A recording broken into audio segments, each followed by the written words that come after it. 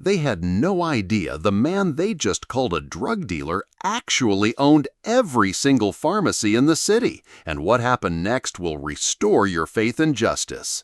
Picture this: a billionaire CEO gets banned from his own store, accused of planning a robbery, and publicly humiliated by police, all because of the color of his skin.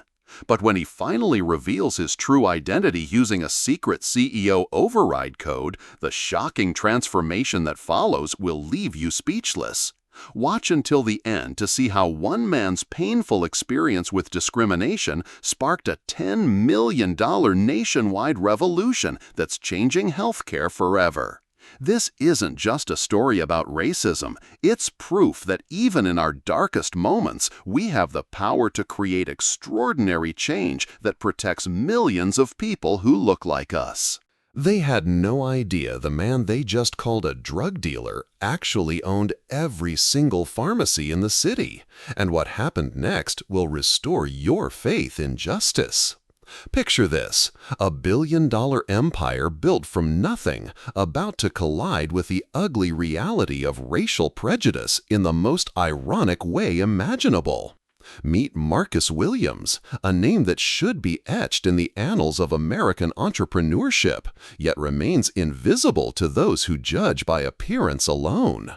At 42, this pharmaceutical visionary transformed a crumbling corner drugstore in Detroit into MediCare Plus, a nationwide powerhouse spanning over 2,000 locations across America.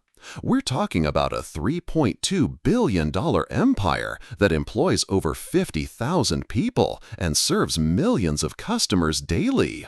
But here's what makes Marcus different from your typical corporate giant: he never forgot where he came from.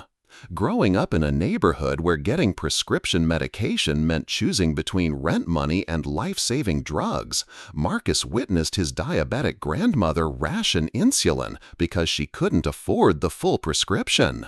That memory burned into his soul, driving him to create something revolutionary: a pharmacy chain that actually cared about communities, especially those that other corporations had abandoned. While competitors focused on wealthy suburbs, Marcus deliberately planted his stores in underserved areas, hiring locally and implementing sliding-scale pricing that made medication accessible to everyone, regardless of their economic situation. Today represents one of Marcus's most important rituals: his monthly unannounced quality inspections. You see, when you own 2,000 stores, it's impossible to know what's really happening at ground level unless you experience it yourself. So Marcus does something that would terrify most CEOs. He goes undercover. No fancy suits, no entourage of executives, no advance notice to staff. Just a regular guy in jeans and a hoodie walking into his own stores to see how his employees treat everyday customers. This particular morning, Marcus chose an upscale location in Westfield, a predominantly affluent area where his company had recently expanded. The irony wasn't lost on him. This neighborhood had initially resisted having a MediCare Plus location, with some residents expressing concerns about the type of clientele it might attract. But Marcus believed healthcare was a human right, not a privilege determined by zip code, so he opened the store anyway. As Marcus pulls into the parking lot, adjusting his casual attire and checking his hidden recording device, a practice he'd adopted after previous discrimination incidents, he has no idea that the next 30 minutes will expose the very prejudices he's spent his career fighting against. The employees inside are about to make assumptions that will not only cost them their jobs, but spark a nationwide conversation about racial bias in healthcare. What unfolds next is a masterclass in how systemic racism operates in plain sight, even within companies founded specifically to combat inequality. But it's also a story of how true leadership responds when confronted with injustice, not with anger, but with action that creates lasting change. If stories like this matter to you, if you believe everyone deserves to be treated with dignity regardless of how they look, then smash that like button right now. Drop a comment telling us about a time you witnessed or experienced unfair treatment. Your voice matters, and your story could inspire someone else. And please subscribe to this channel because we're committed to sharing stories that expose injustice while celebrating the heroes who fight to make our world better.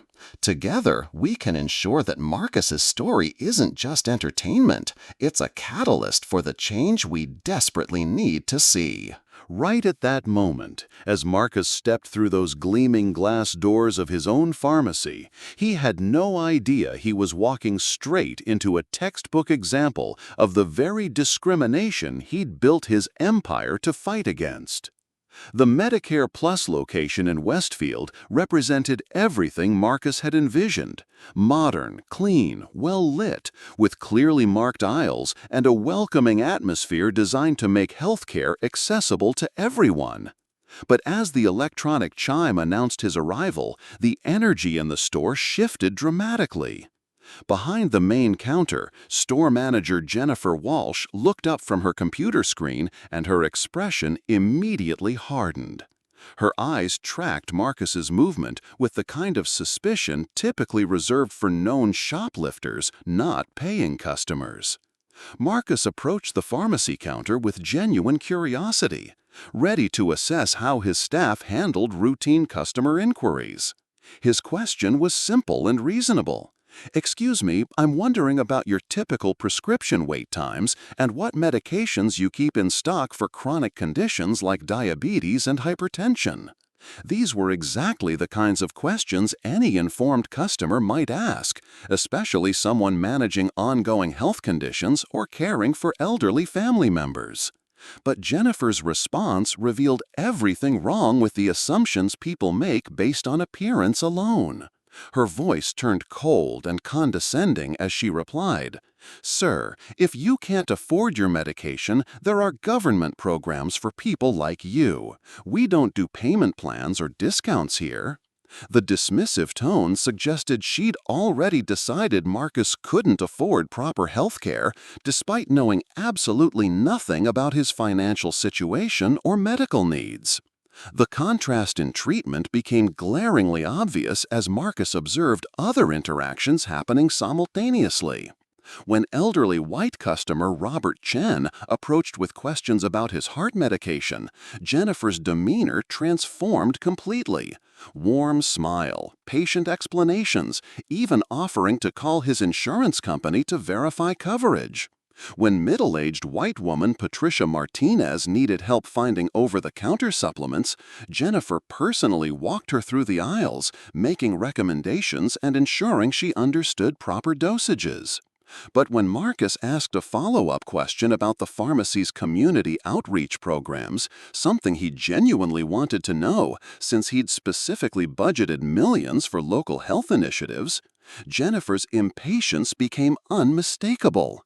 She glanced at her watch, sighed audibly, and responded with barely concealed irritation.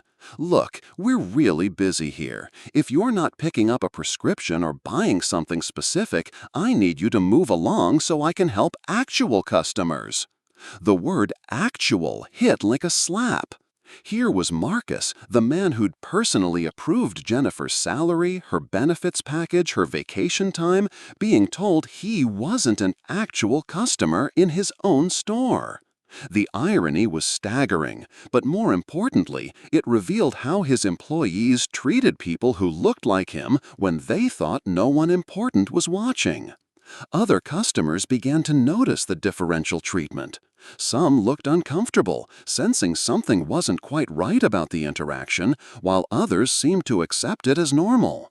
Marcus maintained his composure, but internally, he was documenting everything, not just for potential disciplinary action, but as evidence of how systemic bias operates even within organizations explicitly designed to serve everyone equally.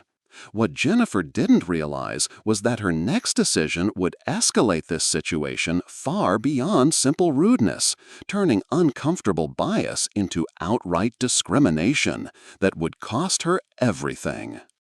But the discrimination had only just begun, and what happened next would transform uncomfortable bias into something far more sinister and dangerous.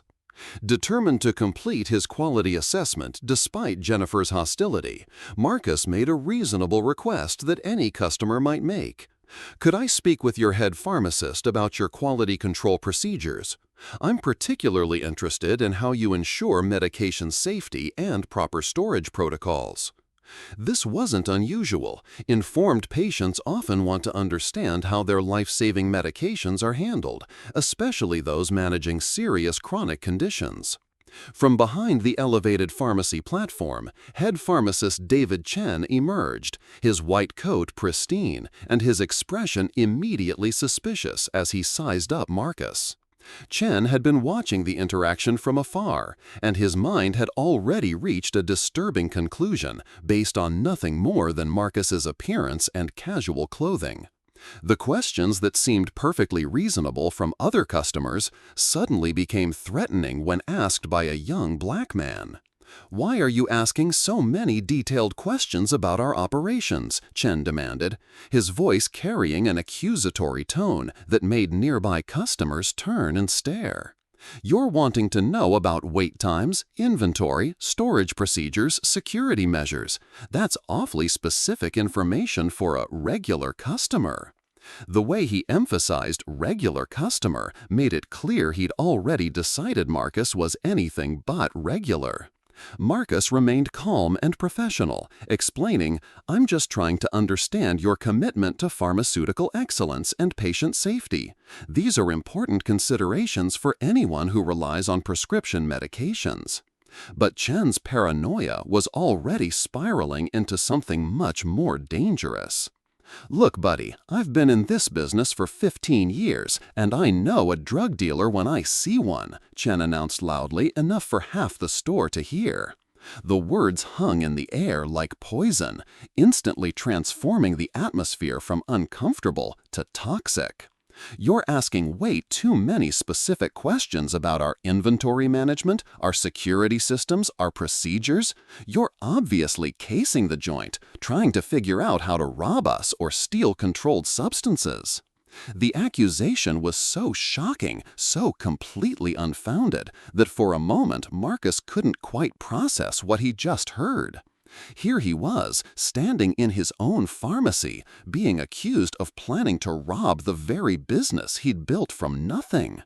The irony would have been laughable if it weren't so deeply painful and infuriating. Other customers began backing away, their faces showing a mixture of concern and uncomfortable acceptance of Chen's assessment. Some pulled out their phones, not to document the discrimination, but to potentially record what they now believed might be a criminal confrontation. The mob mentality was beginning to take hold, with Chen's authority as a pharmacist lending credibility to his baseless accusations. "I'm calling security," Chen declared, reaching for the phone behind the counter. "Tom, we need you up here right now. We've got a situation." The casual way he escalated the confrontation revealed how easily prejudice transforms suspicion into action, how quickly assumptions become accusations, and how dangerous it can be to exist while black in spaces where you're not expected to belong. What Chen didn't realize was that his next decision would trigger a chain of events that would expose not just his own bias, but the systemic problems plaguing healthcare access across America. What happened next would escalate this situation from workplace discrimination into a full-blown crisis that would shock everyone involved and expose the dangerous reality of racial profiling in America. Marcus made one final attempt to de-escalate the situation by asking a simple, reasonable question. "Could I please see your store's compliance records? I'd like to understand how you maintain pharmaceutical standards." To any rational person, this would seem like the request of an informed consumer concerned about medication quality. But to David Chen, already consumed by paranoid assumptions, this was the final piece of evidence he needed to confirm his racist suspicions. "That's it, I'm calling the police," Chen announced, grabbing the phone with dramatic urgency. "911, yes, we have a suspicious black male at MediCare Plus on Westfield Avenue asking detailed questions about our drugs and security systems. He's definitely planning something criminal. We need officers here immediately." The way Chen emphasized Marcus's race to the dispatcher revealed everything about his motivations, turning what should have been a routine customer interaction into a potential life-threatening situation. But Chen wasn't finished. As if calling the police wasn't enough, he began orchestrating a public spectacle designed to humiliate and isolate Marcus completely. "Sarah, Lisa, get over here now," he shouted to his staff. Assistant manager Sarah Kim rushed over, immediately pulling out her phone to record Marcus. "I'm documenting this for evidence," she announced loudly. "Everyone needs to see what a potential drug dealer looks like so they can protect themselves." Pharmacy technician Lisa Johnson took the public shaming even further, walking through the store and announcing to every customer, "Attention everyone, please be careful and stay alert. We have a potential drug dealer in the store who's been asking suspicious questions about our medication inventory and security procedures. If you see anything unusual, please let us know immediately." Her voice carried the authority of someone who believed she was protecting innocent people from a dangerous criminal. The mob mentality that followed was devastating to witness. Customers began pulling out their phones, some recording Marcus as if he were a zoo animal, others texting friends about the dangerous situation they'd stumbled into. Parents pulled their children closer, elderly customers moved to the far side of the store, and several people formed a line at the checkout counter, clearly wanting to leave as quickly as possible. Marcus found himself completely isolated in the center of the store, surrounded by people who had decided he was a threat based on nothing more than his appearance and a pharmacist's paranoid assumptions. Security guard Tom Rodriguez arrived within minutes, his hand resting on his radio as if preparing for a violent confrontation. The sight of uniform authority seemed to validate everyone's fears, creating an atmosphere where Marcus was presumed guilty until proven innocent. The psychological impact was crushing. Being treated like a criminal in your own business, watching your own employees orchestrate your public humiliation, seeing customers you'd worked to serve now viewing you as a danger to their safety. If this story is making your blood boil, if you're feeling the injustice of what Marcus is experiencing, then you need to hit that like button right now, because this is happening to people every single day across America. Share this video with someone who needs to understand how racial profiling destroys lives and communities. Subscribe to our channel because Marcus's story is about to take a turn that will restore your faith in justice, but only if we keep shining light on these critical issues together. But even as this nightmare unfolded around him, Marcus demonstrated the kind of strategic thinking that had built his billion-dollar empire, quietly gathering the evidence that would soon turn this entire situation on its head. While chaos erupted throughout the store, Marcus maintained an almost supernatural calm that came from years of facing adversity and emerging stronger. He understood something his accusers didn't. The truth has a way of surfacing, and patience often proves more powerful than anger. Discreetly, he activated the voice recording app on his phone, ensuring every word, every accusation, every discriminatory statement was being permanently documented. His years as a successful businessman had taught him that evidence trumps emotion every single time. "Could I please have everyone's names and positions?" Marcus asked politely, his voice steady despite the chaos surrounding him. The request seemed innocent enough, but it sent a ripple of uncertainty through the staff. Sarah Kim, still recording with her phone, responded defensively. "Why do you need our names? That's exactly what a criminal would ask, trying to identify employees for retaliation later." But Marcus persisted, and one by one, he collected the information that would soon prove crucial. David Chen, head pharmacist; Jennifer Walsh, store manager; Sarah Kim, assistant manager; Lisa Johnson, pharmacy technician; Tom Rodriguez, security guard.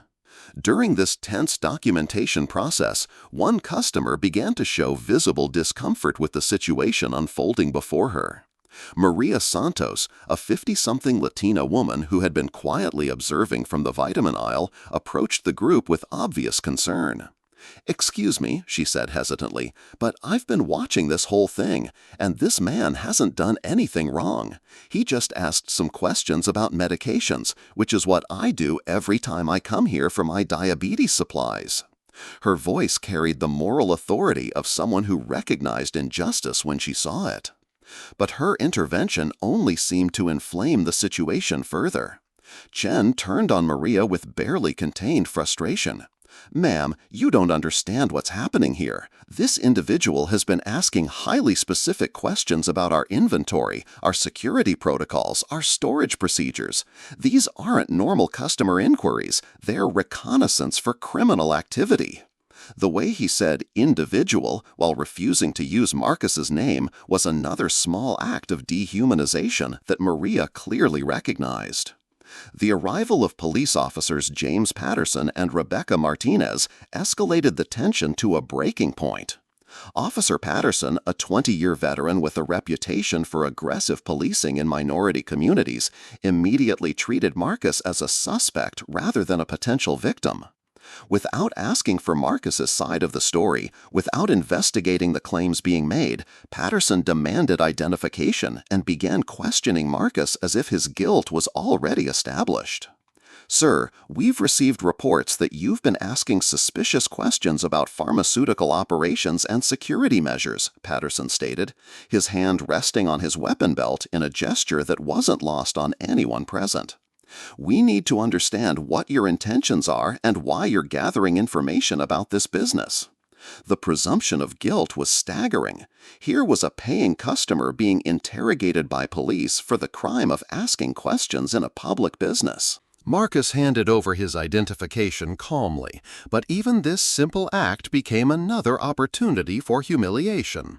Patterson examined the ID with exaggerated scrutiny, as if expecting to find evidence of fraud. "Marcus Williams," he read aloud, running the name through his radio to check for outstanding warrants. The public nature of this background check, conducted in front of dozens of customers, was clearly designed to reinforce the narrative that Marcus was a criminal deserving investigation.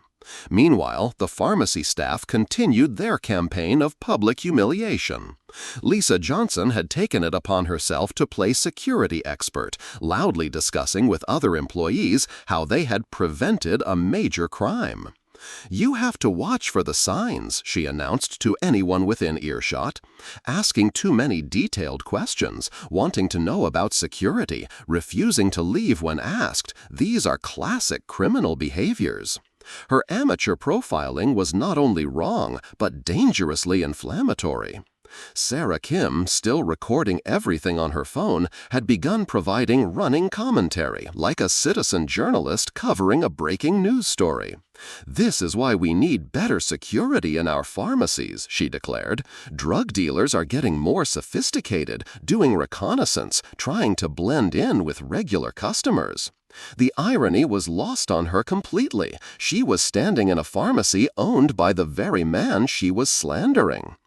Officer Martinez, perhaps sensing that something wasn't quite right about the situation, attempted to ask more probing questions. "Sir, can you tell me exactly what questions you were asking and why?"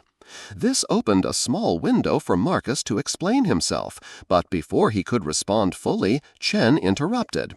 "Officer, he was asking about our inventory management systems, our security cameras, our storage protocols for controlled substances. No legitimate customer needs that level of detail about our operations." The psychological pressure was immense. Marcus found himself surrounded by hostile employees, suspicious customers, and police officers who had already decided he was guilty of something. The weight of generations of racial profiling pressed down on him, the knowledge that one wrong word or sudden movement could transform this humiliating situation into something genuinely dangerous. Yet he remained calm, continued gathering evidence, and prepared for the moment when truth would finally have its day. What none of them realized was that Marcus's calm demeanor wasn't submission or fear. It was the quiet confidence of someone who knew that justice was coming, and it would be swift, decisive, and completely devastating to everyone who had participated in this shameful display of prejudice. But at that exact moment, when the humiliation reached its absolute peak and it seemed like injustice would triumph once again, Marcus decided it was time to reveal the truth that would shatter everyone's assumptions and change everything forever. The silence that followed Marcus's next words was so profound you could hear the fluorescent lights humming overhead. "I think there's been a serious misunderstanding here," he said, his voice carrying a quiet authority that hadn't been there before. "My name is Marcus Williams, and I own this pharmacy." He reached into his wallet, not for more identification, but for business cards embossed with the MediCare Plus logo and his title, Chief Executive Officer and Founder. The reaction was immediate and predictable. Nervous laughter from the staff, who assumed this was some desperate attempt to escape consequences. David Chen actually snorted with derision. "Right, and I'm the President of the United States. Sir, making false claims to police officers is a crime. You're just making this worse for yourself." Jennifer Walsh shook her head with obvious pity. "This is really sad. Now he's having some kind of mental breakdown, claiming to own a billion-dollar company." But Marcus wasn't finished. With the same calm precision he'd used to build his empire, he pulled out his phone and dialed a number everyone in the store would soon recognize. "Linda, this is Marcus. I need you to patch me through to Rebecca Torres immediately." Linda Chen, his executive assistant, had worked with Marcus for over 8 years and knew his voice better than anyone. The professionalism in her response carried through the phone speaker. "Of course, Mr. Williams. District Manager Torres is currently in the field. Shall I have her call you back, or would you prefer I locate her immediately?" "Have her come to the Westfield location right now. Tell her it's a code red situation requiring immediate executive intervention," Marcus replied, using company terminology that only senior leadership would know. The phrase code red was internal MediCare Plus language for serious discrimination incidents that required CEO-level response. The doubt that had been brewing in Officer Martinez's mind suddenly crystallized into something more substantial. She stepped closer to Marcus, lowering her voice. "Sir, are you seriously claiming to be the owner of this pharmacy chain?" There was something in his demeanor, his knowledge of internal procedures, his complete lack of fear despite being surrounded by hostile people, that made her question everything they'd been told. Marcus nodded and did something that sent shockwaves through everyone present. He walked to the main counter and activated the store's internal communication system using a 4-digit override code that only he and his district managers possessed. The electronic beep that preceded all store-wide announcements echoed through the building, followed by Marcus's voice coming through every speaker.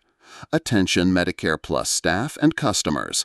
This is Marcus Williams, Chief Executive Officer and founder of MediCare Plus, conducting an unscheduled quality inspection. All staff, please continue normal operations." The silence that followed was deafening. David Chen's face went completely white as the implications hit him like a freight train. Jennifer Walsh actually staggered backward, her hand flying to her mouth in horror. Sarah Kim's phone, which had been recording what she thought was criminal activity, suddenly felt like evidence of her own misconduct. Lisa Johnson, who had been loudly proclaiming Marcus a drug dealer just minutes earlier, now looked like she was about to be sick. But the most devastating confirmation came exactly 7 minutes later when District Manager Rebecca Torres burst through the front doors, immediately scanning the crowd until her eyes found Marcus. "Mr. Williams," she called out, rushing toward him with obvious concern. "Linda said there was a code red situation. Are you injured? Do we need to involve legal?" Her genuine worry and instant recognition of Marcus as her boss provided the final, irrefutable proof that everything he'd claimed was absolutely true. Officer Patterson, who had been treating Marcus like a criminal just moments before, suddenly found himself in the mortifying position of having interrogated and publicly humiliated one of the most successful business leaders in the state. The realization that he'd conducted a background check on a billionaire CEO in front of dozens of witnesses would haunt his career for years to come. Maria Santos, the customer who had tried to defend Marcus earlier, began to smile despite the gravity of the situation. "I knew something wasn't right about all this," she said to Officer Martinez. "That man was asking the kind of questions someone asks when they actually care about the business, not someone trying to rob it." Rebecca Torres quickly assessed the situation, her years of crisis management experience immediately recognizing the severity of what had occurred. "Mr. Williams, what exactly happened here?" she asked, her voice carrying the authority of someone who knew heads were about to roll. The pharmacy staff, who had been so confident in their accusations just minutes earlier, now stood frozen in terror, finally understanding that they hadn't just discriminated against a customer, they had publicly humiliated their own CEO, the man who signed their paychecks, the person who had built the very company that employed them. The reckoning was about to begin, and it would be swift, decisive, and absolutely devastating for everyone who had participated in this shameful display of racial prejudice. What happened next was a masterclass in swift, decisive justice that would send shockwaves through the entire pharmaceutical industry and restore faith that accountability still exists in corporate America. Marcus looked directly at Rebecca Torres, his voice carrying the quiet authority of someone who had just witnessed the complete failure of everything he'd built his company to represent. "Rebecca, I want you to document exactly what occurred here today, because we're about to implement changes that will ensure this never happens again at any MediCare Plus location." He gestured toward the pharmacy staff, who were now trembling with the realization that their careers were about to end. "These employees accused me of being a drug dealer, called police to report me as a criminal, and orchestrated a public humiliation campaign based solely on my appearance." The terminations began immediately and without ceremony. "David Chen," Marcus announced, his voice carrying throughout the store, "your employment with MediCare Plus is terminated effective immediately. Your accusations of criminal activity based on racial profiling, your decision to involve law enforcement without cause, and your complete failure to uphold our company values make you unfit to serve our communities." Chen opened his mouth to protest, but Marcus continued. "Security will escort you from the premises. You have 30 minutes to collect your personal belongings under supervision." Jennifer Walsh's termination followed swiftly. "Jennifer, your discriminatory treatment of customers and your assumption that I couldn't afford medication revealed exactly the kind of bias we cannot tolerate in healthcare. You're terminated immediately." Her face crumpled as the reality hit. 20 years in pharmacy management destroyed by 30 minutes of prejudice. Sarah Kim, still clutching the phone she'd used to record what she thought was criminal activity, received her verdict next. "Sarah, your decision to record and publicly shame a customer based on assumptions about criminal intent demonstrates a complete lack of judgment and professionalism. Your employment is terminated effective immediately." The irony wasn't lost on anyone. Her recording had actually documented her own misconduct. Lisa Johnson, who had loudly announced to customers that Marcus was a potential drug dealer, faced her reckoning. Lisa, your public statements accusing a customer of criminal activity and your efforts to create fear among other customers represent a complete betrayal of our commitment to serving all communities with dignity. You're terminated immediately. But Marcus wasn't finished with the consequences. Tom Rodriguez, the security guard who had treated the situation like a dangerous criminal apprehension, learned that his contract with MediCare Plus was being terminated immediately. Tom, your company will no longer provide security services for any MediCare Plus location. Your presumption of guilt and threatening behavior toward a customer violates every principle of professional security work. The police officers faced their own accountability. Marcus turned to Officer Patterson with steely determination. "Officer, I want your badge number and your supervisor's contact information. Your conduct today, treating a customer as a criminal without investigation, conducting a public background check designed to humiliate, and presuming guilt based on race, will be reported to your department's Internal Affairs Division and the Civilian Oversight Board." Officer Martinez, who had shown some skepticism about the situation, received a different message. "Officer Martinez, I appreciate that you asked probing questions and seemed uncomfortable with how this was unfolding. That's exactly the kind of police work our communities deserve." But the most powerful moment came when Marcus addressed the crowd of customers who had gathered to witness this unprecedented scene. "Ladies and gentlemen, what you witnessed today is exactly why I built MediCare Plus. Because healthcare discrimination is real, it's happening in communities across America, and it's destroying lives. No one should be treated like a criminal for asking questions about their medication or seeking quality healthcare."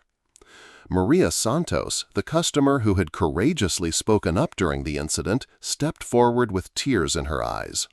"Mr. Williams, what happened to you today happens to people like us all the time, but we don't have the power to fight back. Thank you for showing us that someone cares." Her words carried the weight of countless experiences with discrimination that go unaddressed and unpunished. Marcus's response revealed the true magnitude of what was about to unfold. "Maria, you're absolutely right, and that's why what happened here today is going to change everything. This isn't just about firing a few employees, this is about transforming how healthcare works in America." Rebecca Torres was already coordinating the immediate operational changes. "Mr. Williams, I'm calling emergency staff from our neighboring locations to ensure this pharmacy remains operational. We'll have new management in place within 2 hours." Her efficiency demonstrated why MediCare Plus had become such a successful operation under Marcus's leadership. The terminated employees were escorted from the building under security supervision. Their careers in pharmaceutical retail effectively ended. Word of their conduct would spread through industry networks, making future employment in healthcare virtually impossible. David Chen, who had been so confident in his accusations just an hour earlier, walked past Marcus without making eye contact. His pharmaceutical license likely to face review by state regulatory boards. As the immediate crisis management concluded, Marcus gathered the remaining customers and new staff arrivals for an announcement that would reshape the entire pharmacy industry. "What you witnessed today was unacceptable, but it's about to become the catalyst for changes that will protect every customer who walks through these doors, regardless of how they look or where they come from." The transformation was about to begin, and it would be more comprehensive and revolutionary than anyone could have imagined. What Marcus announced next would not only transform his company, but spark a nationwide revolution in how healthcare businesses address racial bias and serve their communities.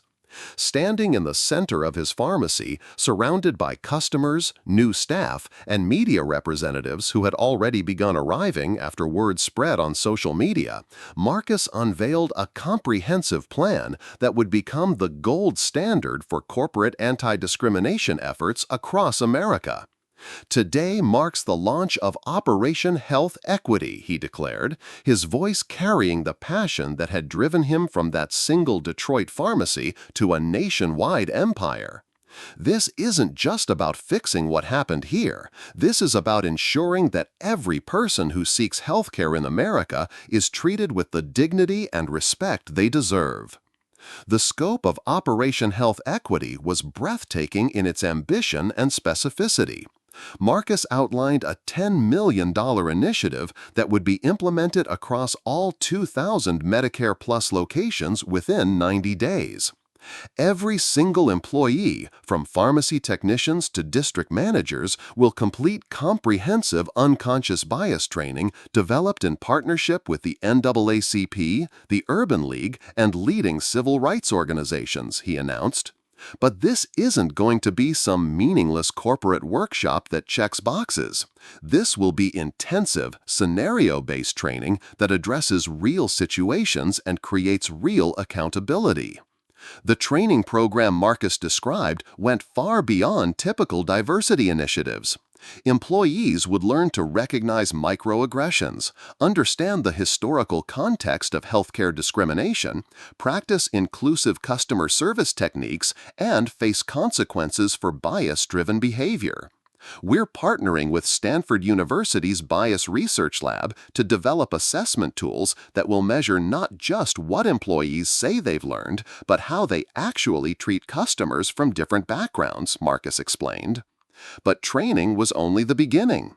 Marcus announced revolutionary changes to hiring and promotion practices that would fundamentally alter the pharmaceutical retail landscape. Moving forward, every MediCare Plus location must maintain diverse staff representation that reflects the community it serves, he declared. We're establishing partnerships with historically Black colleges and universities, Hispanic-serving institutions, and Native American tribal colleges to create direct pipelines for pharmacy school graduates and healthcare professionals. The technology component of Operation Health Equity represented the most innovative aspect of the entire initiative. Marcus revealed that MediCare Plus would be implementing AI-powered customer service monitoring systems that could detect discriminatory patterns in real time. These systems will analyze wait times, service quality, tone of voice, and treatment variations to identify bias before it escalates into the kind of situation we witness today, he explained. If the system detects that customers of certain backgrounds are receiving different treatment, it will alert management immediately and trigger intervention protocols. The community impact elements of Operation Health Equity address the broader healthcare accessibility issues that had motivated Marcus throughout his career. We're establishing community health centers in underserved areas, providing free health screenings, medication assistance programs, and partnerships with local clinics to ensure that healthcare isn't a privilege determined by zip code or bank account, he announced. The crowd of customers listening to these announcements began to understand that they were witnessing something unprecedented, a corporate response that actually addressed systemic problems rather than simply managing public relations damage. Maria Santos, the customer who had courageously defended Marcus during the discrimination incident, was invited to speak about her experiences with healthcare bias. Through tears, she shared stories of being dismissed by medical professionals, receiving substandard care, and watching family members suffer because they were afraid to seek treatment due to previous discrimination. Mr. Williams is giving voice to experiences that millions of us have had but never thought anyone would care about, she said, her words resonating with others in the crowd who nodded in recognition. The accountability measures Marcus implemented went beyond traditional corporate consequences. We're establishing an independent oversight board comprised of community leaders, civil rights advocates, and healthcare equity experts who will monitor our progress and hold us accountable, he announced. This board will have the authority to investigate complaints, review policies, and recommend changes. Their findings will be published quarterly in public reports that anyone can access. 6 months later, the transformation was undeniable and had exceeded even Marcus's ambitious expectations. The Westfield location had become a model pharmacy that other healthcare businesses studied and attempted to replicate. The diverse staff, led by new store manager Keisha Washington, a pharmacy school graduate from Howard University, provided exceptional service that treated every customer with genuine care and respect. Customer satisfaction scores had increased by 40%, prescription accuracy rates had improved, and the pharmacy had become a trusted community resource. The broader impact of Operation Health Equity rippled throughout the pharmaceutical industry and beyond. Other major pharmacy chains began implementing similar programs after facing pressure from customers who had heard about MediCare Plus's initiative. Medical schools started requiring bias training as part of their curriculum. State pharmacy boards began investigating discrimination complaints more seriously. The technology solutions developed by MediCare Plus were licensed to hospitals, clinics, and other healthcare providers across the country. Marcus's story became a case study taught in business schools, medical schools, and public policy programs as an example of how leadership can transform crisis into positive change. But for Marcus, the most meaningful validation came from customers like Maria Santos, who now brought her entire family to MediCare Plus locations because she knew they would be treated with dignity and receive excellent care. Healthcare is a human right that shouldn't depend on the color of your skin, the neighborhood you live in, or the assumptions people make about your worth, Marcus said during a speech at the National Urban League's annual conference. What happened to me that day in my own pharmacy was painful and humiliating, but it became the catalyst for changes that are protecting millions of customers across America. Sometimes it takes experiencing injustice personally to understand the urgency of fighting it systematically. The legacy of that discriminatory encounter had been transformed into a nationwide movement for healthcare equity that continues to expand, proving that individual courage combined with systemic action can create lasting change. Marcus Williams' story proves that discrimination isn't just about individual prejudice. It's about systems that either enable bias or actively fight against it.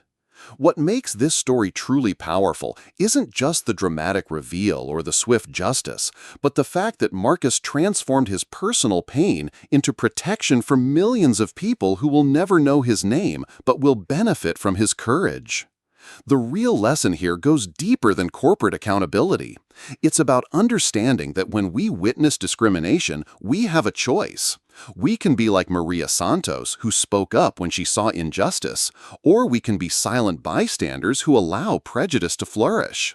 Marcus didn't just fire employees. He rebuilt entire systems because he understood that lasting change requires more than punishment. It demands transformation. From an insider's perspective, what Marcus accomplished with Operation Health Equity represents something revolutionary in corporate America. Most companies respond to discrimination scandals with public relations damage control and meaningless sensitivity training. Marcus responded by fundamentally changing how healthcare businesses operate, creating accountability measures that actually work, and investing $10 million in communities that have been systematically underserved. The most profound truth in this story is that our worst experiences can become our greatest opportunities to create change. Marcus could have quietly fired those employees and moved on. Instead, he chose to use his platform, his resources, and his influence to ensure that what happened to him would never happen to anyone else in his stores. That's the difference between revenge and justice, between anger and action, between being a victim and being a catalyst for transformation. But here's what we all need to understand. Marcus Williams shouldn't be a billionaire CEO to receive basic human dignity. The fact that it took revealing massive authority to stop discrimination shows us how much work we still have to do. Every time we choose silence over speaking up, every time we accept that's just how things are, we're enabling the very systems that create these painful moments. If this story moved you, if you believe that everyone deserves to be treated with dignity regardless of how they look or where they come from, then your voice matters in this fight. Hit that like button to show YouTube that stories about justice and transformation deserve to be shared. Drop a comment sharing your own experiences or telling us what change you want to see in your community. Because real transformation starts with real conversations. And please subscribe to this channel because we're committed to sharing more stories that expose injustice while celebrating the heroes who refuse to accept that's just how things are. Together, we can ensure that Marcus's courage creates the ripple effect our world desperately needs.